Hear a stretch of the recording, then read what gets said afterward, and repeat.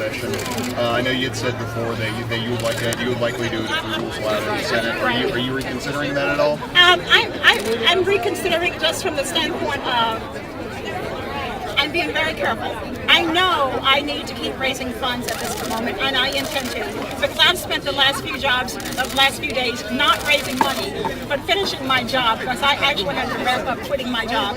So as far as my having a choice at this point, in order to run a viable campaign, at this point, I'm going to have to continue to try to raise money, because I have not had sufficient time to do so. Maybe he has. I have not, because I've actually been working. So you haven't changed your mind? No, I have not. No, I have not. What do you think about him changing his mind? Oh, I think that's strictly his decision, because if you're in a position where you've had time to go out and raise the money, that's a decision that he can make, and I just respect his decision. No comment about it other than that. So we can just kind of run down the questions we've asked everybody else. Would you have voted for the House-passed health care legislation? Well, I would, as I said before, I would certainly be looking for a way to vote for that legislation, and I'm looking at that's something that's part of the past. But I will tell you this: I am certainly looking forward to finding a way for voting for health care, because I think we need it. That specific legislation, I've not read all 2,000 pages of it, so I'm looking at that as something that people made an attempt to do a good thing, and I would like to think I would have worked as hard as I could to make sure it was something I would vote for. So, do you support a single-payer option on that?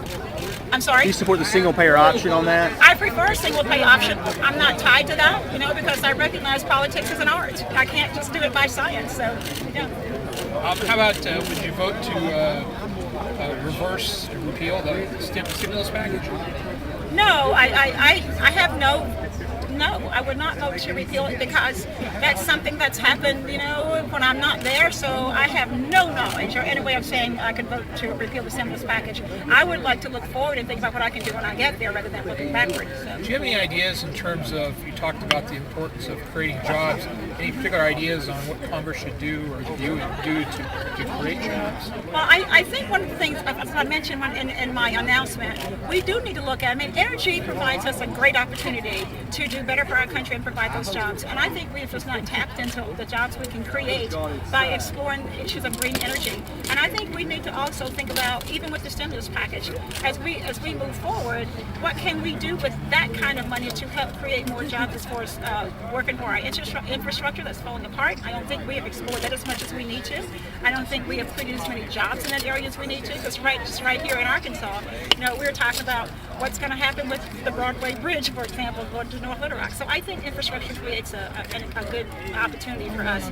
But let me suggest to you, it is important that I get there and know what I'm talking about, rather than a lot of speculation. Right now, I just have ideas, but I clearly understand there are 434 other people in the House I'd have to work with, so I don't want to be too presumptuous. Would you support what they call the cap and trade bill that passed the House, or that clean energy, which they refer to it both ways? Yeah, the one that passed the House, I think, definitely has some issues, and I couldn't say right now I would support it as it is. So that's something that I'd be willing to work on, but I can't say that even President Obama at this point, I think, has backed off of thinking he can get it passed.